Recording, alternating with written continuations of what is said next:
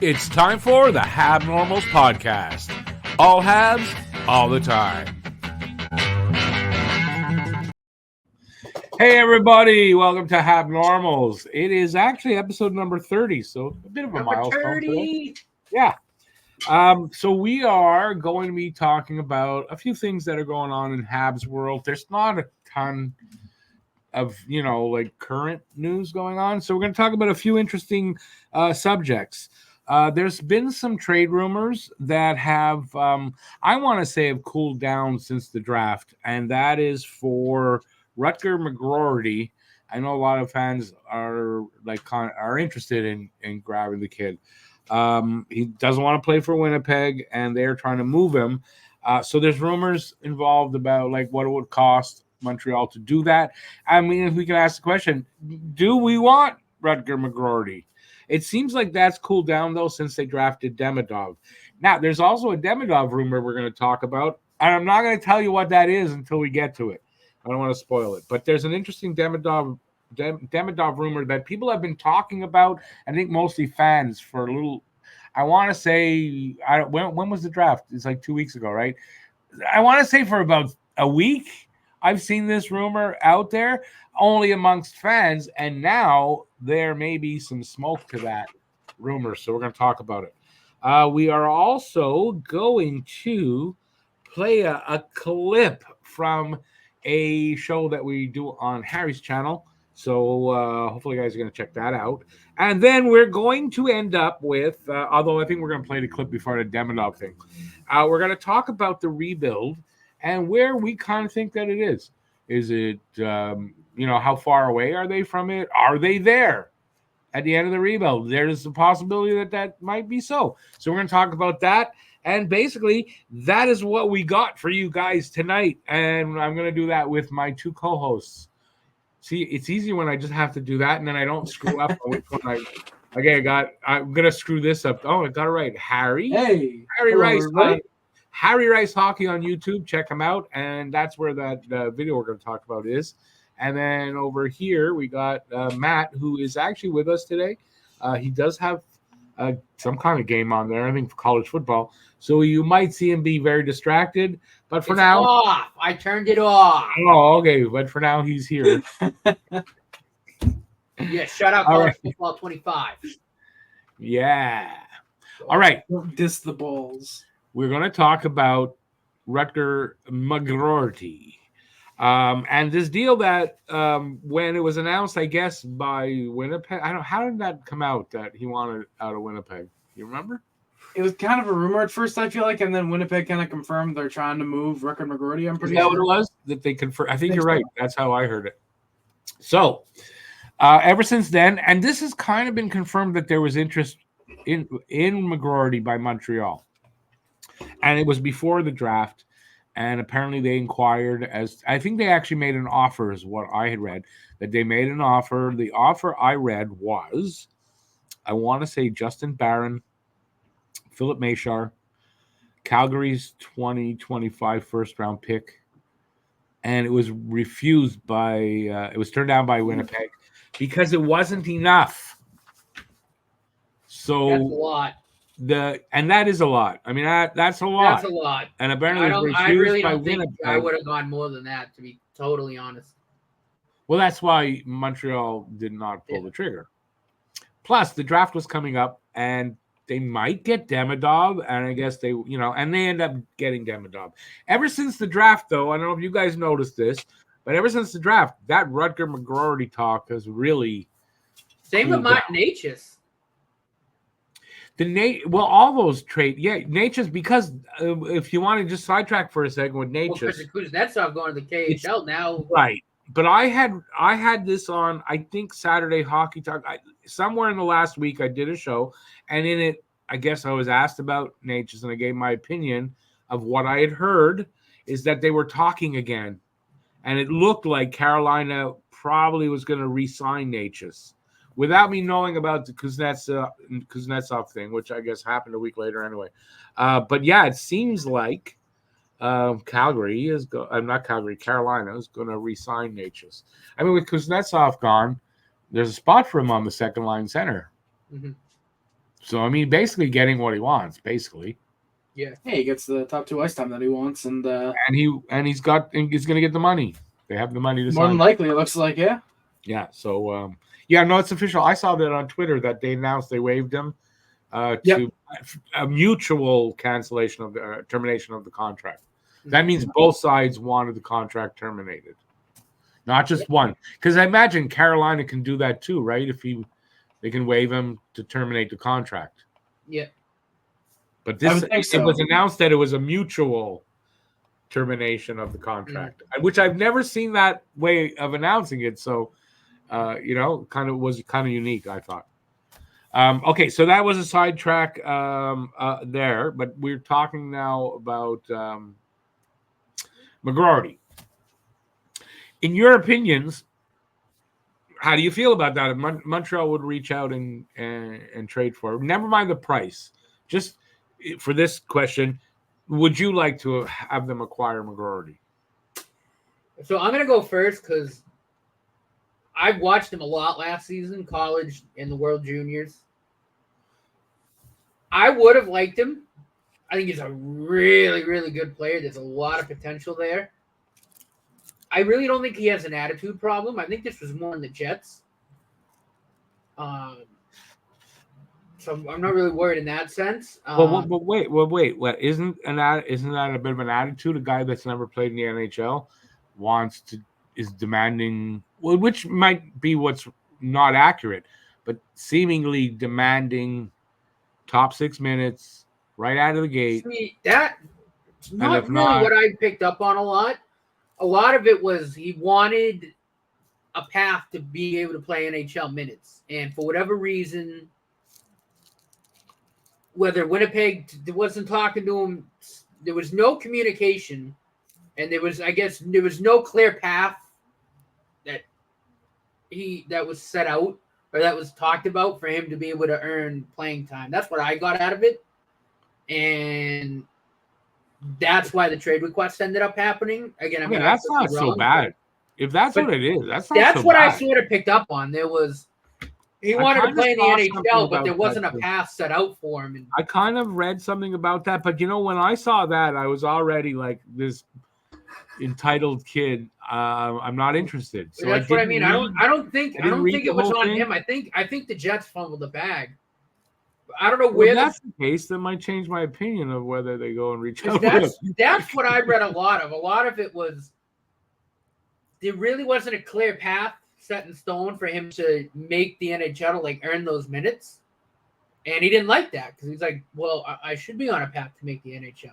I'm your top prospect." Still a bit entitled, but he was a first-round pick. In the top, there should at least be some sort of development plan laid out. And I don't think that wasn't there, or Winnipeg didn't have really anything in mind. I mean, I don't know. And then some. When was he drafted? What year? It's a couple of years already, right? 22, I want to say. 20. Yeah, I think you're right, Harry. I think so it's 2 years. Yeah, 14th overall in 2022. And they haven't got a plan for a kid drafted that high. That does sound kind of odd. You know what I mean? And that's what I read about it. That's why, I was saying, listen, I don't think it's him. I think it's Winnipeg. And that's why I was like, if the deal's right, you get him. Because I've watched him play a lot in college and in that World Juniors. He's a hell of a player. He would have been a hell of a get. But still, okay, so even if that's the case, and then there's no reason for me to not like this entitled kid and whatever, it's still what they're asking for him is too much. Right. Yeah. And then to that point, yeah. I mean, if they turned down Mishar Barron and a first, at that point I would have said, all right, yeah, I'm not giving you any more. I mean, this is because quite frankly, Mishar Barron and a first is an overpayment. Right there. I think so, yeah. I mean, I think it's honestly, I don't think it's maybe a little bit, but I think based on his potential from what I've seen out of him, I wouldn't say it's it'd be like a super overpayment. I wouldn't have been mad at that if that was the deal. Because I think Barron doesn't really have a spot going forward. He might be able to develop a little more, but I think wait a second. If Montreal comes calling and say, listen, we want McGroarty, what do you want? Then you're right. It's not really an overpayment. But if Winnipeg finds, well, we got to trade this guy, their leverage is cut. That's a bit of an overpayment for a guy that they feel they have to trade. And, you should be getting that guy at a bit of a bargain. I mean, a little bit. I mean, he's also a 14th overall pick. Okay. But I think throwing Mishar in there, who's a 26th overall pick, that's still a first round pick, plus another first, and a really good, probably B-level defensive prospect still in Justin Barron, who could probably grow more there and have more of a role. Yeah, but he doesn't have much. Yeah, because they don't have a feature on the blue line. I think it would have been a little bit of an overpayment, but again, I don't think it's that far off. You know what I mean? And again, with the potential that I see in Rector McGroarty that a lot of people see, like, again, I would have pulled the trigger if that was the deal. Well, apparently they would have. Harry, how do you feel about it?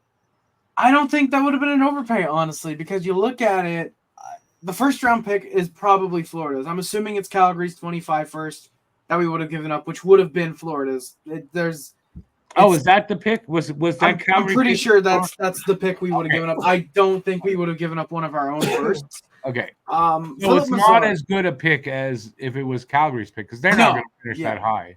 No, if it was like guaranteed to be Calgary's, it would have been an easy probably. All right, you've got McGroarty. We're getting the top 5 pick more than likely out of this. Or not top 5, top 10. Condition-wise, I think it's almost certain it's going to be Florida's. Yeah, if it's first overall, it moves to a 26 first, 26 to 32 in that range. Florida probably. makes it very around late there. first round pick. Yeah. So, but the first round pick, assuming that it is a late one, because Florida, let's be honest, they're going to repeat. Nobody else even comes close to the caliber of talent they have. Florida's going to repeat. So Florida has pick 32. Let's just be generous. Say they lose in the conference finals. They're a top 4 team in the NHL, 28 to 32. That's basically an early second round pick. Justin Barron was, I believe, a second or third round pick. So you got to equate that value. And then Philip Mazar being a late first round pick could probably develop into a very good high-end third line talent, in my opinion. I don't think that's really all that much, especially when you look at someone who legitimately did want out. Cutter Gauthier, they got, for a 5th overall pick, they got a guy who was drafted at 6th overall 2 years prior, and they get an additional second-round pick. Okay, I but think that's with top 5 pick, there's a difference between 14 and 5. No, but still, if you're looking, and to sort of equate that, a 5th overall pick who wanted out still got a former 6th overall pick and a second-round pick. 14th, I think, should be able to get more than what basically equates to 2 seconds and a third rounder. 6th overall pick that's got an injury history, and come to find out, had a sports hernia when he got traded, and they still played him, which I don't get. Well, to be fair, it's Philadelphia. They don't make any sense. Drysdale, by the way. If you don't know, Drysdale. Yeah, it's Jamie Drysdale. Yeah, sorry. Jamie Drysdale, former which also, pick by the way, 2020. speaking of staying on Philly, if that Konechny deal ends up close to the $10 million mark that we saw, then Briere is not a GM. If you're a Flyers fan, you got to seriously worry about your GM at that point. Yeah, I'd be questioning him a little bit after that Jet Luchenko pick. After the first round, if he gives Travis Konechny even $8.5 to $10 million a year for 8 years, I'd say if he gets more than $7 million. I'm with Harry. I think 7.5. I don't know that I'd go higher. I wouldn't go any higher than that. Yeah, if he gets 8.5 or more, or 8 to 10 mil, like what I've seen, I'd seriously worry about Danny Briere's competency as a GM, because if he gives that deal, you just handcuffed yourself for 8 years for a guy who's got. I mean, he's what, 29, 30, so good and everything, but 27. not really good. No. I agree. He has 2 years of his prime left, and if you're trying to rebuild, that you just handcuffed yourself for 8 years. You got to try to get younger. After, let's face it, even if Jet Luchenko turns out to be competent, good NHLer, they blew that at the draft, in my opinion. Like I said, and I know Harry was in agreement with me. I think Costa Helenius would have been a great pick there. That would have been my pick. There were 2 or 3 picks that were better than Jet Luchenko. Costa Helenius, Michael Haig, Cole Eiserman was still there. They knew goal scoring. Cole Eiserman was right there. Zeev Bulliam was there. Are you To be kidding? fair, And Cole then they Hudson traded at out of that, 14th was yeah. a massive reach as well. It would have been a massive reach. Okay, I'll give you that. But Z Bulliam wasn't. Bulliam went the pick before to Minnesota. Actually, no, yeah, because they traded the pick. They traded out of Bulliam. They did the traded out of it, pick right. swap. Right. Yeah, they so did the pick swap with Minnesota. And I'm telling you what, to trade away like that, and I think they got. I don't know. I just and then think they it traded was away the so late overthrown. first rounder too, which was like. And I said, if you remember, I said, if I'm a Flyers fan, I'm starting to have my first worries about Briere. Yeah, and plus not to mention, like, if we're gonna go with the gem, the Flyers had a pick at 107. They go with a kid, Heikki Ruhonen, who I've never heard of. The player they could have had that goes to Minnesota later that round, they could have had Aaron Kiviharju. They need defensemen. And I know nothing about him except I've heard only like people like he was good like that, you know. So yeah, I mean, Kiviharju was only derailed by injury concerns. We didn't expect him to fall that much, but 3 years ago he was the projected first overall pick in this draft. He was still a first round level talent. Minnesota gets him in the late fourth round. Philly could have had that. Yes, every other team could have as well. But if Danny Briere was a smart GM, he would have said, I don't care about the risk. I'm hopping on that. Danny Briere, to me, right now, is a general manager in name only. He's technically a general manager, but he is not a general manager, if you know what I mean. Like, are you saying like a Rajon Houle kind of thing? I mean, I'm not saying anything yes or no, but yeah, I'm saying it like I'll that. say this. This is what I think. He's either a really good GM or he's the GM that you think he's going to be when you look at him with that stupid haircut of his. Hey, you can't say that. Alex is the same haircut. You can't say that. It's hilarious. No, it's honestly, it's so fucking funny. It looks much better on Alex. It does look much better. You know, and Alex is good. How do we keep this pod away from Alex? He's going to hate us if he sees this. Oh my god! All right, Michkov. Well, no, but that's it. So last year's draft, right? Obviously, I mean now Michkov's here, but at the time, right? You took a risk there because you didn't know when he was coming over. Right. And then now you kind of backtrack on that, and now you're going like I don't know. I just for a rebuilding team, it's just weird. It's just, and I don't know if that's because we're used to the perfection that we have in charge that's done this literally perfectly to a T, or if it's just that we look at that as hockey fans and go, no. On day one, we did a live stream, so our reactions are there for what they did at 12 and move whatever. And I'm sorry, it made no sense. And I still don't understand even why Minnesota did what they did. Because you call them and go, okay, we want to take, can we switch spots? If they say, yeah, we'll do it, then they're not taking Bulliam. Why would they do that? So then you go, oh, you know what? We'll call you right back. And you don't call back. Yeah, and they gave up an extra third-round pick. And then if they're doing that, they got a third rounder for 25, which they traded away anyway. 26. They got a third rounder for 2026. Yeah. And the first round and the late first rounder that's what you got. Anyway, sorry. It was strange. But again, like I can't really give Minnesota a lot of shtick because they got Z Bulliam, who he was the best defenseman in the draft. And like Harry said later, they got Kiviharju, so like that defense core is gonna be fucking nice. And I will say, I love Aaron Kiviharju because when he got picked in the fourth round, the obviously because they're not like, oh, go up on the stage, get the jersey. They just go to the GM, whatever. Yeah. He went right to whoever it was, leaned over and said, "You just got the steal of the draft." Did he? Yeah. I love the confidence on that kid. Falls massively. Still has the balls to go up. You just got the steal of the draft. Good. That's what you want, a guy with swagger. That's swagger. Yeah. You want that. You want a guy with confidence, not arrogance. All right. So we massively sidetracked. We did. Yes, we did.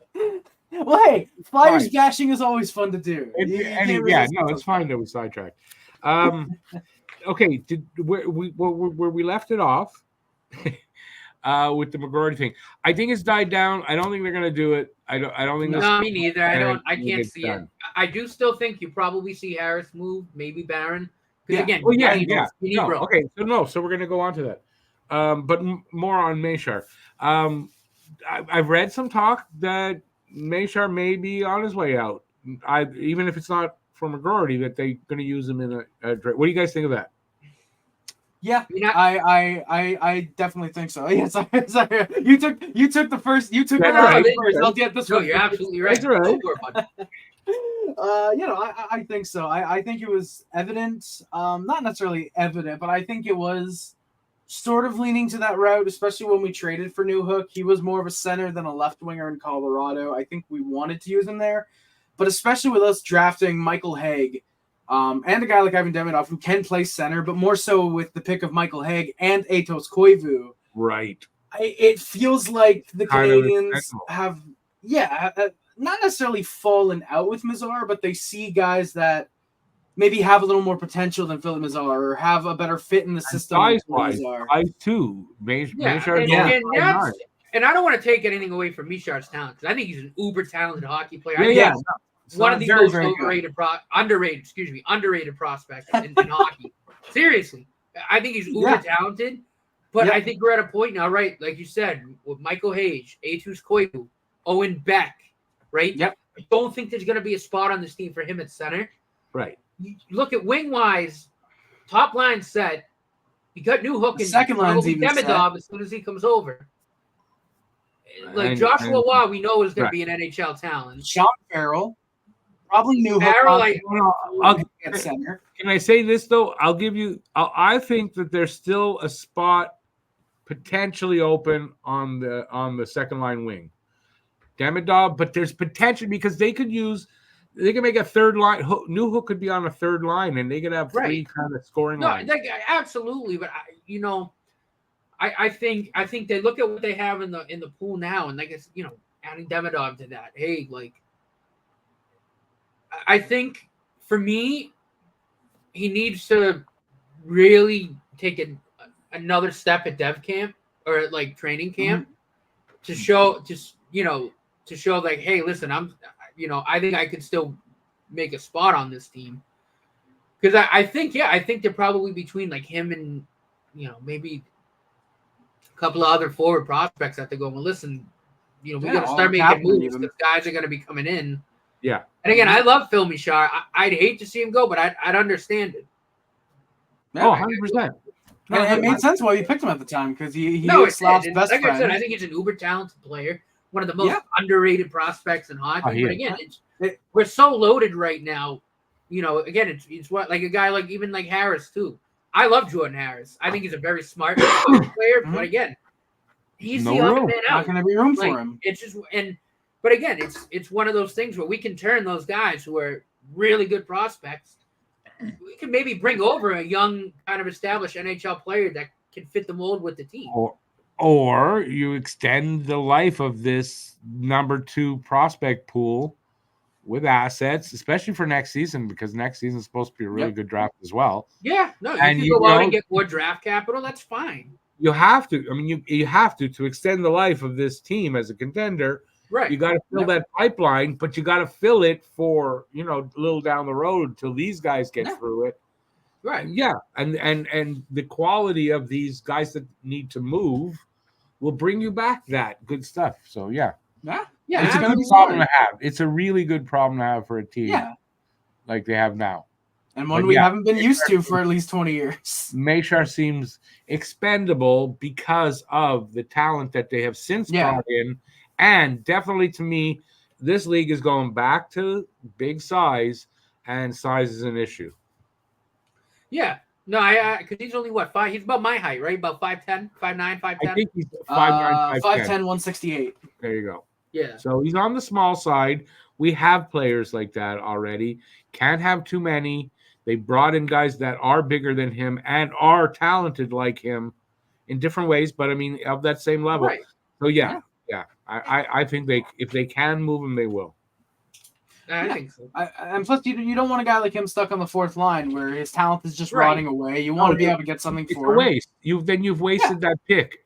Right. And not just because he's not getting playtime, but because then you're keeping a guy like Florian Jack out of the lineup when he should be in the lineup as a good grinder. guy that should be there. You need those role players on the team. Yeah. Absolutely, or like a Luke Tuck in that role too. But and we've seen with again, there's history now with how Kent Hughes and Jeff Gorton treat these players. They're probably looking at him and going, "Well, we love him on the team, but what good would it do him to have an NHL career? Stick him on the fourth line, right? No, give him an opportunity. They'll say, "Hey, listen, kid, we love you. We want you. We think you're very talented. We want you on this team, but there's just no room. So what we're going to do is we're going to move you to a team where you can.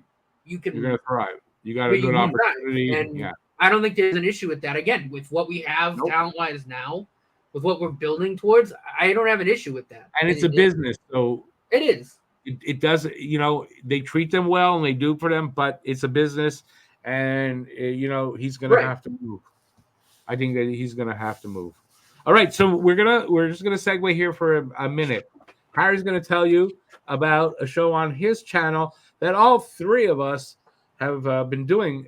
This is episode 4. Go ahead, Harry. Yeah, so if you guys that are watching the HabNormals podcast here on Talking Habs or on Spotify, I don't know where exactly you might be watching it, but wherever you are, if you enjoy the hockey talk that we get up to and you want to hear us talk about more stuff, we have I guess you could say an entertainment podcast. We talk about movies, TV shows over on. Don't we call it movie talk? I think movie. Yeah. Okay. Sorry for interrupting. That's stupid. No, don't worry. But that's over on my channel, like Rick said at the top of the show. You can find me at Harry Rice Hockey on YouTube. Just go into YouTube, type in Harry Rice Hockey, or type in movie talk, movies and shows with the HabNormals. You'll find it. We just recently did our 4th episode. That's actually posted right now. If you look on like I said, you search on YouTube, or if you're on YouTube, you look in the description. The link to that will be down there. And I don't know why I'm looking at the mic, but be clear, in the video here, this description, I'm going to include the link to this show. Yeah, to the video, and this is what Rick's about to show you is a short clip from the newest episode, which is I think we can all agree was probably our favorite so far. It's only episode 4, but we're starting to get better at it. So not that we've been bad, but anyways, here's a clip. It's about 1:45, but it introduces itself at the beginning, and there's a payoff near the end. Yeah. So here you go, movie talk, episode number 4 on Harry Rice Hockey. Of course, the OG book and the author, it's the original book. Ironically, Charlie and the Chocolate Factory, which is the name of the 05 version. Yeah. From 1964 by Roald Dahl. Quickly, I think it's funny. Willy Wonka and the Chocolate Factory is more about Charlie. Charlie and the Chocolate Factory is more about Willy Wonka. That's true. So, that's funny. That's they kind of fucked up those titles, but now I think it's kind of funny. But maybe. But the basic plot of this film is that Willy Wonka is the world's greatest chocolate maker, and he reopens his factory after years of it not being shut down, but shut down to the public. He ends up sending out 5 golden tickets for people to find to get a chance to come to the factory. And Charlie Bucket, I wrote these notes at 6 a.m. I don't know why, but I put Charlie Bucket is a poor boy from a poor family. Spare him his life from this monstrosity. I don't know why I put that, but that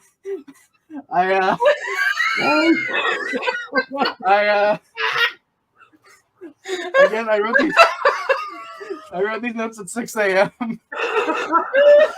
I was not expecting to get that much of a laugh from you guys. That's hilarious. I'm sorry. That's hilarious. Thank you for that laugh. I appreciate that. That's great. Oh, my God. I was not expecting. Will you let him? I was not expecting to get that much of a laugh. That's one of my favorite all-time songs. That's another reason. That's one of my favorite all-time songs. Oh, shit. Perfect. Even better then. Oh, my God. I was still laughing at seeing that again. I was still laughing. Anyway, that's movie talk number hilarious. 4. Yeah, we're not that hilarious all the way through, but I think we have good sense. You get some jokes here and there. This episode, we're talking about our favorite movies that come from books. So movies that were made from out of a book. No, I don't know if I'm describing that right. Books that have been turned into movies. There you go. That's what I meant to say. There you go. So so check that out. And there's 3 other ones, and we do this every couple of weeks. And hope you guys like that. All right, we're going to get back to Huggy. Yeah. We're going to talk about another rumor that's out there, and we'll start it by putting this up. So this is from Kent Hughes, and this came out. I only saw this today, so I don't know when he's saying this, but it's over the last few days. This season coming up, he's under contract at St. Petersburg. That's Demidov. If he's playing in the KHL, that's a great environment for him for a year. If he's not in the KHL, we have to see what the options are. All right, so why did I put that up there? There's a rumor that I first saw on Twitter, and I saw it amongst fans talking about this, and that the Habs are going to do what Philadelphia did with Michkov and buy out his contract, right? Which is not exactly how it would work, but so I just thought, it's because of the Michkov thing. Habs fans want to have some hope that, they're going to, for next season, they're tired of the rebuild or whatever, right? And it was just that. But it turns out that there's some smoke there. And, anyway, so we'll start out this time, I guess, with Matt. Matt, what do you think of that? Yeah, I mean, look, I really don't want him playing in the MHL again. I think he needs to play a year of KHL hockey if he's going to stay over there to get even better. If he's, which means I think he probably, if because I don't think SKA is going to play him. We know how they treat their, these prospects over there. They'll send him to Sochi. They'll loan him to Sochi, but if not, if there's any inkling that they might send him down to the MHL, I think Jeff Molson's going to get his checkbook out and try to get him over here, because I don't, he's a great player. He's a terrific talent, game breaker, but he's got to play at that next level to keep getting better. If he's not going to do that, there's no sense in him playing in Russia for another year. Like, he'd be better served playing here in the AHL or even in the NHL with the Habs. But if they wanted to, I think he's good enough to start in I think he's good enough to start in the with Montreal too. I agree. But I'm just saying, even if, for whatever reason, they couldn't do that right away, I still think he'd be better off, the AHL. Unless it's stipulated like in Michkov's. Michkov can't go to the AHL. Right. He has to stay in Philadelphia or go back. So unless there's something like that, and that's what it takes to get him out of there, it's fine with me, right? Oh, no. Me too, Harry? Without a doubt. What do you think, Harry? What do you think? I mean, I'd love it, obviously. I mean, I think it'd be hilarious that there was all this old Demidov come over, or won't he? He's gonna fall from second just for he's coming over right after he got drafted. I'd love it. Of course, also I'm a Habs fan. I want to see more talent. I think Demidov is probably good enough to start in Montreal.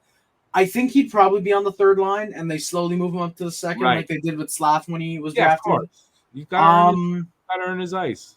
Yeah, exactly. And as for the actual rumor that we might buy him out, I could see it being much more viable due to something that came out in the last 8 hours as we're recording this. It happened yesterday when you guys are listening to this, hopefully. With Evgeny Kuznetsov from Carolina being put on unconditional waivers for the purpose of contract termination, because he's going to the KHL. It was reported a couple days ago that Kuznetsov was going to the KHL. It's expected that he's going to sign with SKA St. Petersburg, which is the team that owns Demidov's rights. I feel like it's almost too good not to be true at this point. Why would they be going after an NHL second liner if they weren't, if they were planning on playing Ivan Demidov? It feels like they want. Demidov's playing in Sochi. I mean, let's face it. If he's playing in the KHL, it's in Sochi. Yeah, but exactly. If they did want to play him, why would they go for Kuznetsov? I think they're going for Kuznetsov to loan him to Sochi. But if they put him in the MHL, like Matt said, I wouldn't be surprised to see Jeff Molson say, "Hey, how much do you want for the kid? All right, yours." It wouldn't surprise me at all. I'd love to see it. I think it'd work out well. I'm assuming Demidov wouldn't have like Michkov does, where he can't go to the AHL. I'm assuming Demidov is very much the opposite of Michkov. He's a team player. If the team feels he needs to spend time in the AHL, he'll go down there. He's not. I'm going to disagree with you on that, and this is why. I think it was given for Michkov because he still had years left on the contract. Right. Yeah, no, And if they buy him out of his last year, that's it. And they bought him out, but he still had. So if that's the same thing, Demidov's going to have a year. I think it's going to probably be a similar thing.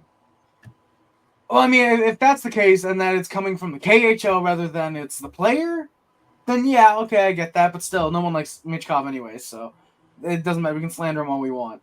Well, that's not true, actually. There are a lot of Habs fans still like Michkov and wanted Michkov, and even saying, like, look, we could have had both.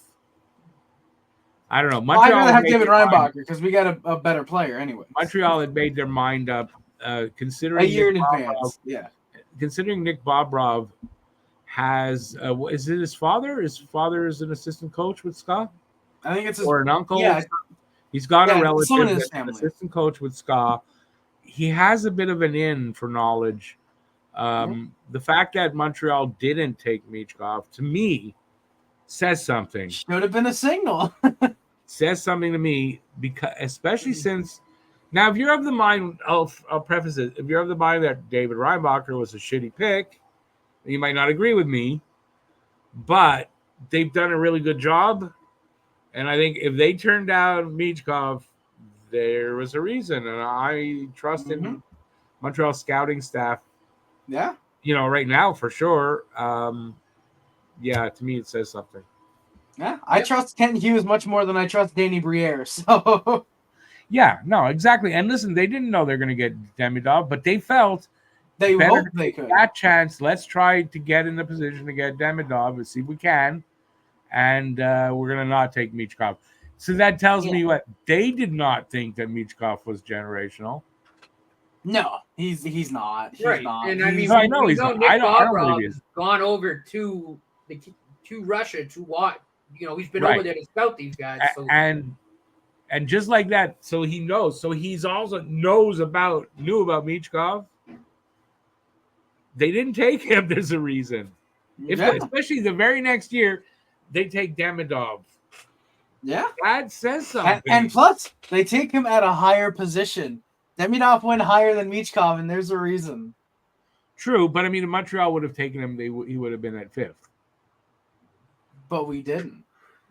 No, I know, but I'm saying, but if we did, so it's the same thing. I mean, I don't think there's a difference, personally. But it says that they passed on him and said, listen, we're not going to take that guy, but we'd rather try to get that guy. Yep. We're going to try that guy. That guy, yeah, we'll take the chance. Like, you're taking a chance. If Michkov is great, you're taking a chance. Did I freeze? No, we're listening to you. You're taking a chance of passing on a great player because what? What would be the reason? Why would they pass on Michkov if they felt Michkov was going to be great to try to get a guy they might not get? Right. Because at the very least, they know Reinbacher is a better player. They know they can at least make the better pick at the pick. I think they felt Reinbacher was at least as good a pick as Michkov was at that spot. And I think they felt there's too many red flags, something like that with Michkov. I'd argue a better pick because to get a top pairing defenseman at 5th overall, you can get a top 6 forward in free agent. He can do everything. I agree with you. He can shut it down. I said at least. He's good on his skates. Can get a little bit better, but he's not bad. But I said at least as good. I didn't say that he's not. I said he's at least. He's definitely at least good a pick for sure. But you don't see top 2 defensemen. No, you don't. At all. Okay, but if Michkov was this great, then they would have taken Michkov over Reinbacher. Well, to be fair, if he was generational, he wouldn't have lasted until Philly's pick, or let alone Montreal. True, but no other team gets. They passed on exactly. Him. You don't see Chicago, but you don't see San Jose like, oh, why didn't they go Michkov? They skipped on a generational talent. No, right. Flyers fans they're just like the team in the 70s. They're a bunch of bullies and they're a bunch of no names. I'm just saying, right? So, but only the Habs get the except for Jamie. We love Jamie. Yeah. Oh yeah, Jamie and Alex. I mean, somewhat. No, we love you, Alex. We love you, Alex. Yeah, Alex, if you're listening to this, Michkov's at most a 30-goal scorer. Oh man, he's gonna hate this episode. Maybe I should come on Pucking Around next week. Strapping out with him again. Take shit from him, and you're invited to the next sin bin. I mean, Don't make me get out the red and yellow cards. It's not getting out. All right. This is a good segue to get into our next topic. Our final topic of the day that should actually take a little while. So once the draft was over, first round of the draft was over. I don't know where I read this first. If it was a fan saying this or maybe a pundit, I'm not sure. But after that draft, basically rebuild is over. It's basically over. And what I mean by that is, no, next year they're not contending for the cup. But the pieces that they're going to need to be in place to contend for the cup are now in the system. They've been picked. They're in the system. That I do believe. There may still be a tweak or two here or there. But so my question to you guys, your opinions. How far do you think they are from being the rebuild over? Well, look, I think the building part's done. I agree. I think the pieces are here. I think it'll take a couple years for everything to gel. Develop. But I think this upcoming season we're going to take a step, right? Barring anything catastrophic, I think we're going to take a step. Again, I think Suzuki's going to be point a game. Yeah, I think that top line's going to be even better. Oh, yeah. Offense is going to increase. The offense will definitely take a step. I think, again, I think Montembeau's going to be a little bit better. I think Primo's going to be a little bit better. I think defensively, obviously we're going to see a full season of Lane Hudson, see what he can do. That's more offensively. That's more offensively than defensively, though. But, yeah, I know what you mean. I mean, he's no slouch on defense, though. He can do his job. No, I know. That good at it. I'll never say he's that good at defending, but he tries his ass off. And but I mean, if he has the puck and he's carrying it and backing guys off, that's defense in itself right there. Isn't it? I mean, it's offense, but it's also a form of defense. If this guy gets the puck out of the defensive zone and into the other zones, then that's a hell of a defense. Yeah. Right? They can't score. Pretty much. They can't score if they're not in your zone. Yeah, and look, I mean, I think Caden Gooley takes another step. I mean, we've seen how much better he's gotten over the years. I think it's just another step forward this season. I think we're probably playing again, and I've repeated myself a million times, but I do think we'll be playing meaningful hockey into March. I think we'll be hovering around that wild card area. I kind of agree.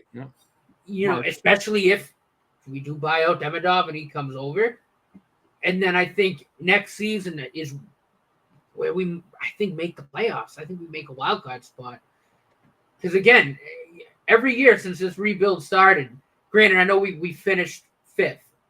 We went first overall, fifth, and fifth. But you could tell watching the games from year to year, the players are getting better. Right? And so I don't see any reason why we don't take a step, again, barring anything catastrophic. So, I think we just continue to get better. And having these, by the time guys, Slav is, like we say, once he's 22, 23, I mean, that's really, sky's the limit, right? Yep. I don't think we're far off from the playoffs. I still think we're probably 3 years away from saying, okay, I think we can make a run, but I think we're at a point where we can compete for a wild card spot, and we're not gonna be a team that will come in and fans will go, oh, well, this should be easy. Not that we were that team, well, maybe except for the first year because we were bad, but. This is a team that constantly tries its ass off, that works hard, that loves their coach. Just look at how many 1-goal games they were in last year. Yeah, they're going to be battling. And again, every year, and I go back to the top line, Suzuki's gotten better, exponentially better every year he's been in the league. Caulfield's gotten better. Slav has now emerged, right? We know what Dak can be if he's healthy. Plus, Caulfield doesn't have that injured shoulder anymore. Very, very good middle six player. Still love that trade. The defense is coming along nicely. You got Lane Hudson right now, who could get damn near 50 points. And power play is going to improve.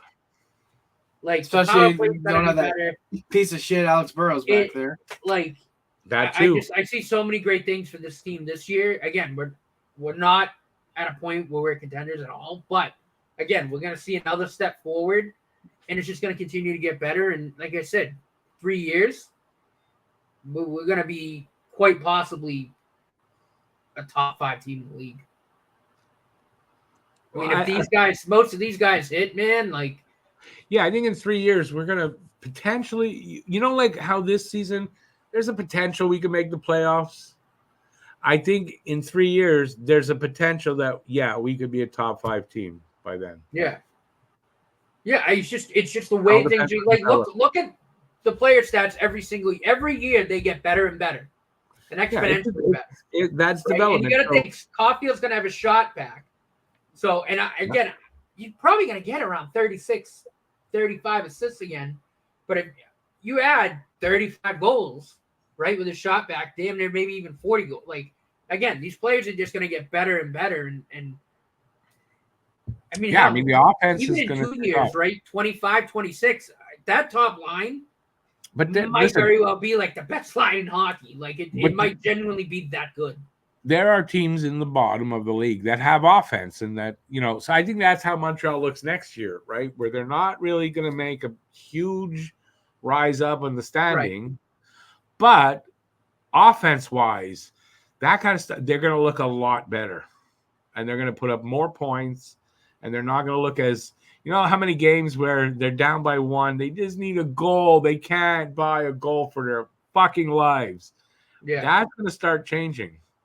As of next year, it's going to start changing. Yeah, I think so. And again, I don't think we're going to be that great defensively, but again, I think we're going to be a little bit better. A little bit better. I think Gooley's going to be better. I think Jack Guy's going to be better. Again, you still have Matheson and Savard for now. Yeah, you got a whole season of Struble too. But again, Struble, like, again, there's no reason to believe this team isn't going to take a bit of a step.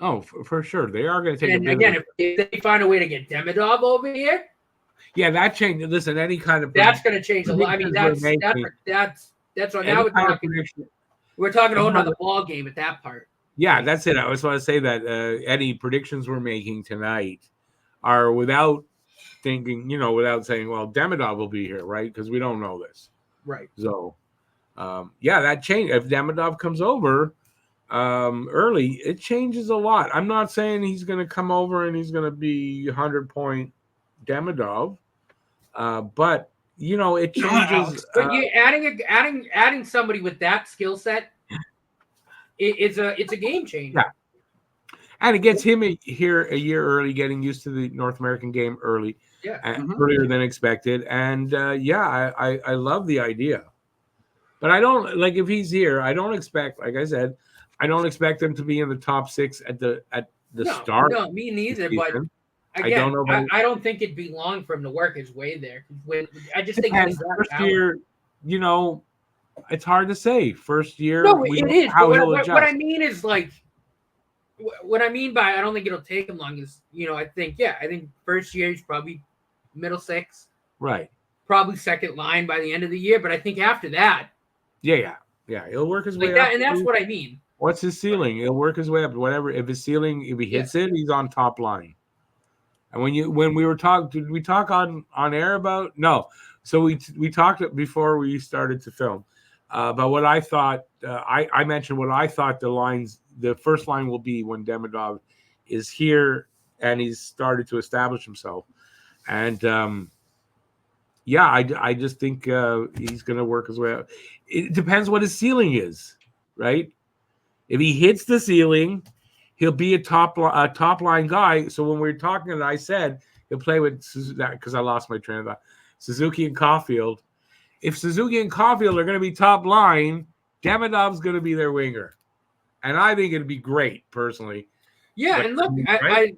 I don't think Slavkovsky would have any issue at all dropping to the second. No, Slavkovsky. But again, with that much talent, that's first line talent.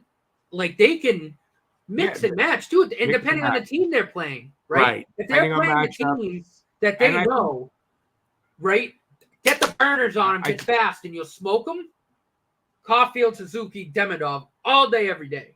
If they're playing a team that's a little bigger, Caulfield, Suzuki, Slav, or Demidov, Suzuki, Slav. What a combo like that. Demidov, by the way, I'm doing a Demidov video right now. So the surprise of it was his biggest weakness, skating and speed. Huh, he looks fast. He's got an awkward his stride's a little awkward, but he makes it work for himself with all the edge work and the dangling. Yeah. But the speed isn't really there, and it's an issue. But I mean, we already know this with Suzuki and all that. Speed, top end speed and all that, it's coachable. They're going to work on him with, work on that. Like Brayden Point when he was drafted. Making a couple of changes in his stride. A lot of players have trouble with that. And I mean, Suzuki did. Look at how quick he is now.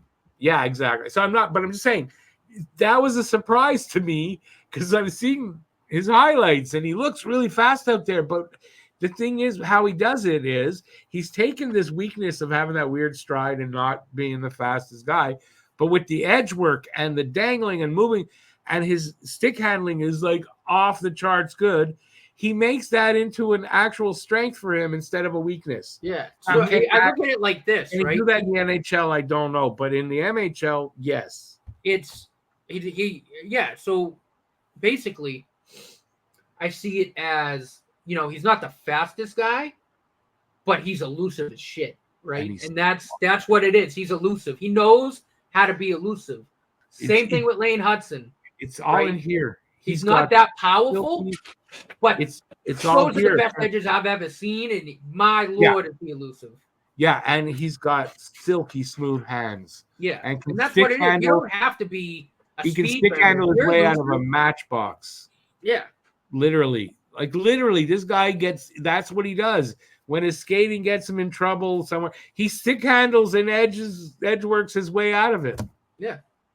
So a lot like Lane Hudson in a different way though, but Lane Hudson with the zigzaggy, you don't know where the fuck he's going. And with him, you don't know where he's gonna move next, how he's gonna move next. He's a lot of that is edge work, it's balance work. Like he's extremely balanced on his skates. Yes. To be able to maneuver, and it's elusiveness. You know what that's from? Actually, I saw somebody showing. So what he does a lot is he widens his skate. So he widens his stance and he kind of glides in and uses the edges and he moves around people and and that's what he's doing. And it looks like he's really skating, but he's not. He just knows how to use his legs, I guess. Apparently very, very strong in the lower body, the core, lower body, very strong. And that's where the balance comes from. Again, the same thing with Lane, and I know Lane Hudson's short, but again, Lane Hudson's not particularly big. Wait, short guys are usually have that good balance in the core. Yeah, the bigger guys have more trouble with that part. So to say Lane Hudson, I know he's short, that actually is a benefit. Right, for that. But again, watching 2 years of Lane Hudson at BU, I've seen it. He's not the most powerful skater. He doesn't have a powerful stride. But when he gets going and he starts working those edges, nobody can touch him. It's insane. Nobody can touch him. Elusiveness and creativity. Exactly. It really worked for these guys. And there you got Hudson, you got Demidov soon on the same team. They're going to be working together like a charm, I think. Yeah. Especially on the power. And again, and you already got it. Caulfield, who's your sniper, very underrated in all other facets of his game. Holy crap. Yes, Suzuki, who does everything. And then you got Slav, who now we know has a fucking howitzer of a shot.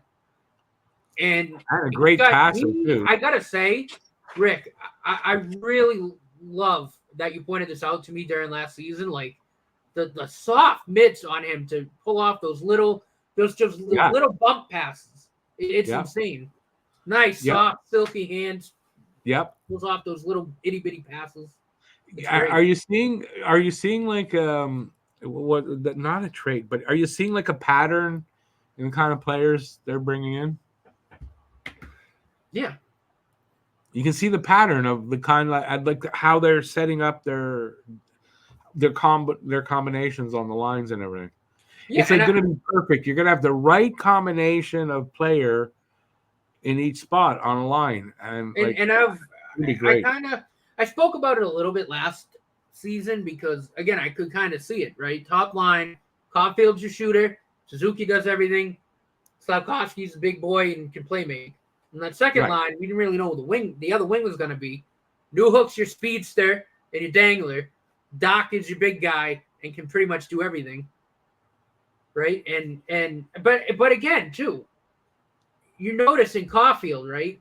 Last season, I thought he was a very underrated forechecker and on defense. I thought he was very good. He rounded out his game. And somebody pointed. I read Newhook's this. Kind of like that too. These aren't just guys that they bring in that do one thing good. These guys have to be able to do multiple things very, very well in order to get a spot on this team. For Caulfield, when he was drafted, before he went to college, one of his coaches, or it was an NHL player, pulled him aside and said, "Listen, you want to get to the NHL? Go to college. Why? You're going to round out your game. That's going to get you to the NHL. Otherwise, you're one-dimensional." And that's why he went to college, and that's exactly what he did. And the proof is in the pudding last season, where he had a well-rounded I saw him game. in there for who it is. One of the games against Boston. I saw him go in there and like smoke Brandon Carlo in the corner and won the puck, and I was like, "Holy shit, Carlo's like a foot taller than him." Yep, I'd be embarrassed about Brandon Carlo. He's got a well-rounded game. Plus, Caulfield, strong legs. Have you seen his legs? His legs are bigger than him. Legs when he was playing. Yeah, Marty, the same thing, exactly the same. And that's what made them great players, though, is that explosiveness and power in the legs, and it's what keeps what allows Caulfield to get hit and not always go. Is that strength in his core and his low center of gravity too, and his low center of gravity. But I mean, he's so short that is natural there. We sidetracked, but sort of. Not really, because this is all about the rebuild, right? Mm-hmm. How these guys are, how we think they're going to look, how the lines are going to look. I had something. I was recently. Who was it? You're probably going to laugh, but it was Pierre Maguire and Tony Marinaro, I think, on Sick Podcast. And hang on, I lost my train of thought. He was talking about. Oh my God, I lost my train of thought. And I can't remember what they were talking about. Oh, that's embarrassing that you do that online. I am old. Shit. Oh, Doc. Kirby Doc. So talking about Kirby Doc and, what he kind of thinks he's going to do points-wise. They were talking about points for Doc and all that stuff. They were giving him, Tony Marinaro said probably about 60. And I think Maguire wanted to say higher, but he didn't really, but he kind of hinted at it. So here's a good question. We're sidetracking off of this. How do you guys see Doc for next year? I think it's going to be a slow return because of his returning from the MCL and the ACL injuries. So I do think he's only probably going to manage about 40, 45 points, unfortunately. It wouldn't surprise me to see him get 60-plus when he returns. He wants to prove that he's still the player that he is. But I think I said this last week or 2 weeks ago, last time we did this, I think it was there. I think he has a slow first year back, but then next year he really comes off as that 60, 70-point scorer that we can see him being. So I'd love if he hit 60 points this year, but I see him being more in that slow first year, great second year back. What do you think, Matt? I do think probably the first couple of weeks of the season, it's going to take him time to ramp back up a little bit. Just again, he's got to feel out the knee, make sure that's feeling well. That's a major injury, major surgery. I think once he's comfortable, though, I think the sky's the limit. It wouldn't shock me if he's in that 50, 60-point range. Because, again, I think he was poised for a breakout last year. I think we all saw it after that first game. Yeah. Fortunately, he got injured. It is a major injury again. How badly First was couple it weeks torn? of the season, if he's kind of slow, that's fine. I expect that coming back from an injury like this. But I think, again, once he's comfortable with that knee, I think the sky's the limit. I think he'll be fine. Well, how badly was it torn? Do you know? I mean, the fact that he tore both, or probably both completely. Well, I've torn. I mean, I currently have both knees. I've torn both on both knees. They're probably complete. Well, No, I they don't want weren't to say completely tears. torn because he's a They weren't professional complete athlete. tears. Even if it was like a grade, like They weren't. I can tell you they weren't complete tears. That I know because he wouldn't have been able to skate at all. Where he kind of skated off, didn't he? And he came and he started a shift, and it was like, I can't. Remember, he came back out. No, So I they think you're right. Complete tears. They're probably a grade below that. But again, him being a professional athlete, you're gonna have surgery. I mean, and depend. I mean, obviously he's gonna have the best surgeon out there, but it depends on the surgery that he has because there's different ways that they graft that ligament to repair it. It depends how badly torn. It depends on how badly torn it was. If it was a complete tear, it wasn't a complete tear. He didn't know. The fact that he tore the MCL tore mine. I don't know. Listen, I barely tore mine.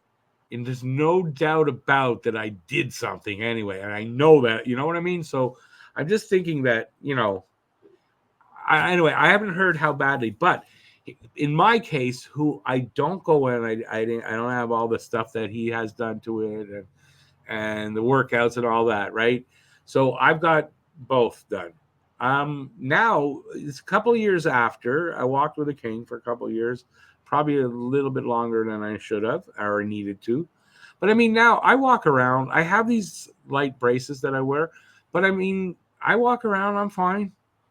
I could skate. So my point being that it might not be as bad as you're both think it is as far as recovery time. Well, right. Like I said, he's a professional athlete. I think regardless, he was having surgery anyway. I personally think that as we're talking right now, or maybe not right now because it's at night, he's working out and he'll be ready. Oh, without a doubt. I mean, it's part of the rehab process. I don't know. We'll have to see. He's doing what he can to make sure he's ready for a training camp. He's testing that knee. No, that's part of the rehab process. As soon as he could probably move well, they probably had him doing his PT and trying to get it started. Yeah, and he'll play with light brace on to start. Yeah, I'm sure the thing's going to be the side to side cutting might take him a little bit to get a little comfortable. That's why the brace. Because with me, I wear these very soft braces. They're not like sturdy braces, right? If I walk around the house without them. I don't wear them in the house, but I go walk the dog, go anywhere, I wear them. I know that there's a difference because I'll go out at night for the last walk with the dog. We don't go far. I don't wear them. I walk fine and everything, but there's a difference in the feel. Yeah, so I know he's stabilized. Right, but so there's a little difference. But I haven't had the workout and all the stuff that he's had. I'm quite sure that his knees are going to be pretty good. And he's a professional athlete. He was going to have surgery regardless of how bad he was. Yeah, but they can repair. Mine they couldn't do because of arthritis and stuff. But they can repair his. It's not a hard operation. It's a very easy one. And I kind of expect a full recovery as quickly as training camp. We'll see. We'll see if I'm right or wrong. I mean, it could be. Like again, I mean, he had the surgery last October. So yeah, he's had it. It'll be a year. Like usually 6 to 8 months. So some athletes can play again without an operation, depending on how badly it's. Well, he had to have surgery, so it had to be. Okay, so it's probably torn enough that. But again, the fact that he tore both. But you can have full recovery. Like I probably am on the road to having a full recovery from my tears, where I don't need the operation and I'll not have any ill effects and I'll still be able to do almost everything. Right? So I'm just saying. So for me, it's not a huge worry. I'm not saying it's a huge worry for me at all. I'm just saying what I think we should expect because again, it could take a couple of weeks for him to really feel comfortable. Okay, but also here's another point. I think it's important. A lot of guys that get this happen to them, and then they're not really ready at the beginning. They had that happen mid-season, late in the season. Doc had it right away, early in the season, and it's been a while. And I think there's plenty of time there for that recovery. No, I there certainly is too. Again, it all depends on him how he's feeling. But yeah, I expect him to have a full recovery. I just knowing like having obviously known athletes that this has happened to. I mean, I'm a huge sports, not all sports. It sometimes even if they do have like a full recovery, it can take a couple games or a week or two to kind of really ramp it up. As far as that's rust, he hasn't played in a while. So right. I mean, it's also getting used to the knee a little bit. Sure. Like you said, though, like a few weeks. Yeah. That's where I expect. That's why, like, should that be the case, maybe as a little bit of a slow start, it should be expected after an injury. You know what? I don't know. I don't know if that'll have a slow start, even getting used to it. I mean, like I said, it really all depends. Okay, I'm just putting that out there so like no one shits on him if he has a slow start. You could be right. Listen, you could be right. I could be totally off the mark. That's just again from seeing how athletes have come back from it. A lot of times they're fine. Sometimes it takes you're seeing most of those guys coming back from mid-season to even later injuries. So the next season there's a few months there, 4 months that Doc had of recovery time already. So that you're absolutely right. That's how I'm looking at it. So I think he'll be fine. It's from what I know, it's 6 to 8 months to being able to like to do the activity that you want to do, right? So about 6 to 8 months to being able to play hockey at the level he was playing. Right, back to the level that he was, right. And listen, it's been that already. So by the time probably going to hurt more than that because it's going to be by the time training camp comes around, it'll be close to a year. Yeah, it'll be about 10 months. So so I think he's going to be fine, and I really think he was skating already before the end of last season. And look, I think he'll be fine too. I've seen it. I've seen like again. I just like to give that little 1 to 2 week kind of period of. No, I get it. You're not wrong, but that's not really taking into account my point in that most of these guys that have it is later in the season. No, you're absolutely right. So that's why. There you go. Should we end on that? Where you said I'm absolutely right? Plus, if Doc is ready for training camp, for example, I think he's gonna go hard in preseason just to like test himself and see how ready he is. Yeah. So honestly, you guys are actually convincing me. Otherwise, I don't think he's gonna have a down year. He's gonna. The other thing is right. Points. He's got to build some of that muscle back up because it's after surgery. Your legs wrapped up in that brace for like. You can exercise. No, I think you might be wrong. Well, I'm serious. Having gone through it, less so than him maybe. But it depends on how badly he tore it. But I got both knees like that, right? And it depends on how badly he tore it, and he's a professional athlete. He's not going to start doing activity until he knows he's not going to fuck up. Well, of course. But I said he by the end of last season, he was probably already at that point where he's good to start working it out and building it up again. You're probably right. But again, I don't know.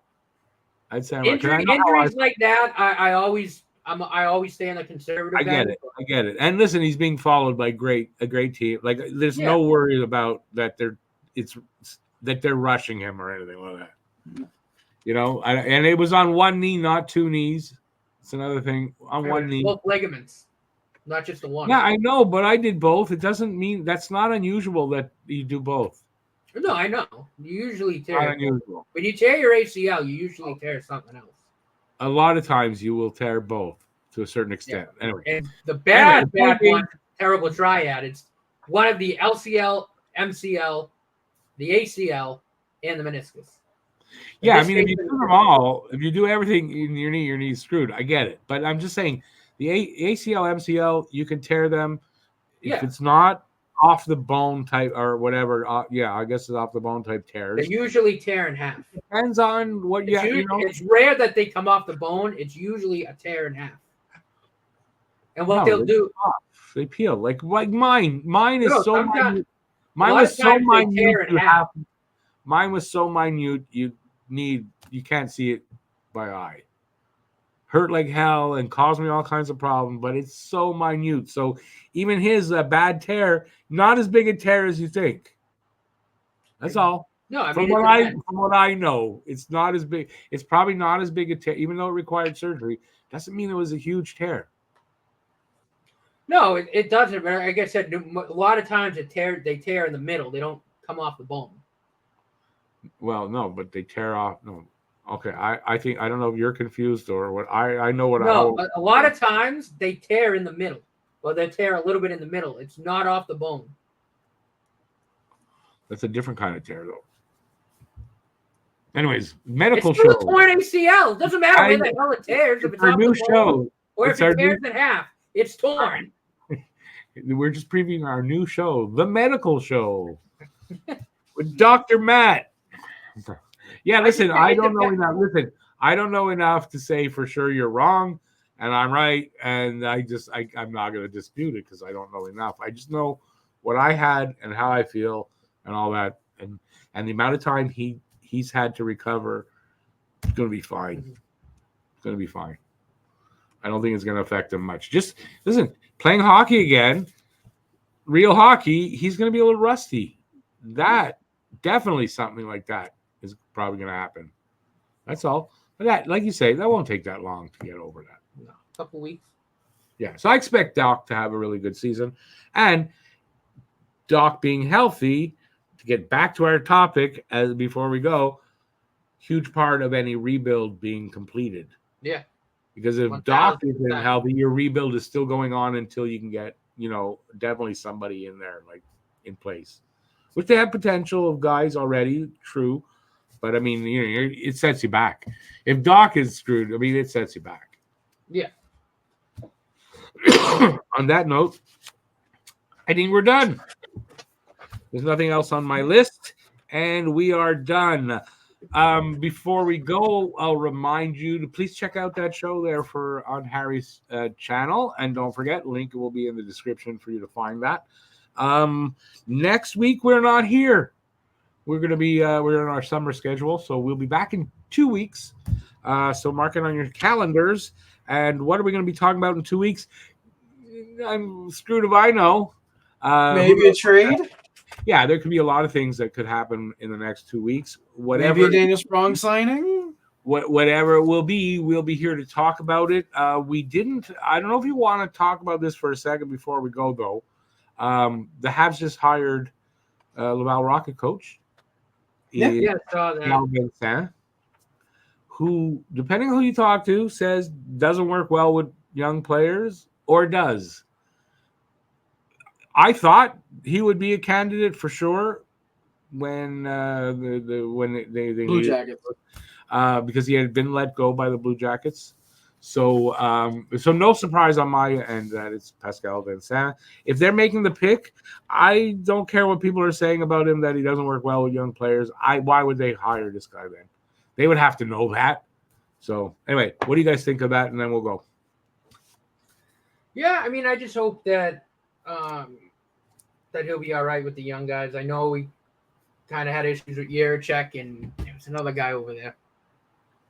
But again, we don't know exactly what the issues were 100% because we're not there. Right. So it might be nothing. It might be something. I have no reason to distrust Kent Hughes and Jeff Gorton, so I'm cool with it. I cannot see them bringing in a guy that they think at all might be harmful to the young players they're bringing in. Yeah. Doesn't make sense to me. No, me neither. Harry, what do you think? Final word. Harry gets it. Yeah, no, I think that with Pascal Vincent, or like you said, the fact that it's now Pascal Vincent, given that he's in the Laval.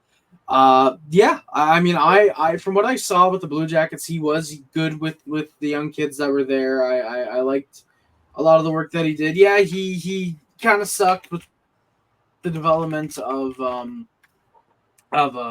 David Juracek. But I don't know. Hopefully, with another David defenseman and Reinbacher, hopefully he ends up working better with him. I know that with guys like Igor Chinnikov, he got 16 goals, 29 points out of him.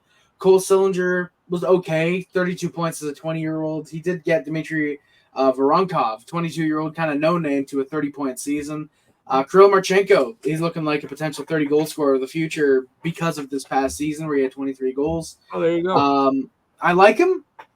I think he's a good he can be a good AHL coach. I think he got rushed really quickly into being a NHL head coach. I don't think he'll ever get there again, probably. But yeah, I think he'll be a good AHL head coach. Maybe eventually gets an assistant job, maybe with the Canadians, maybe elsewhere. I mean, he was, like you said, rushed. I mean, they had to put somebody in there. They fired Babcock. Mike Babcock, yeah. Yeah. And especially as a replacement, literally with like 20 days till training camp, something crazy like that. Yeah, it was crazy. He did a considerably decent job with a rebuilding Blue Jackets team. I think he's good with both kids and veterans, especially as well. You look at a guy like Justin Danforth, who turned into a pretty decent third liner, as you can say, with 10 goals, 26 points last year. I'm a huge fan of Justin Danforth. He's 30 years old, so you got that out of a 30-year-old. That's pretty good. Yeah, he's good with kind of every type of player. I think the big indicator actually is Adam Fantilli, who only got into 49 games last year, but he put up 12 goals and 27 points as an 18-year-old. He works well with kids. Yeah, David Juracek didn't work well with him. But there might be there's personality conflict. Who knows? We don't know that. Yeah, there's reasons there. But I have faith in Hughes and Gorton like you guys do. I have faith in Hugo. It's going to hopefully work out well. I mean, it can definitely only go up from the previous guy that we had. They can only go up from there. So my faith's with Pascal Vincent, and best of luck. Hopefully the Rocket actually do something this year. I think they're poised to. Yeah, especially if they're going to be getting David Reinbacher. Yeah, and I think they hired a good coach. So I'm happy with it until something is a reason for not to be. All right, so like I said, see you in 2 weeks. Thanks everybody for watching. Really appreciate it. Please give it a thumbs up. Subscribe if you're new and you haven't already, and let us know in the comment section what you thought about everything we said here tonight. Are we crazy? Because we might be. What do you think about it? Let us know in a comment what if you didn't like it, what you would do.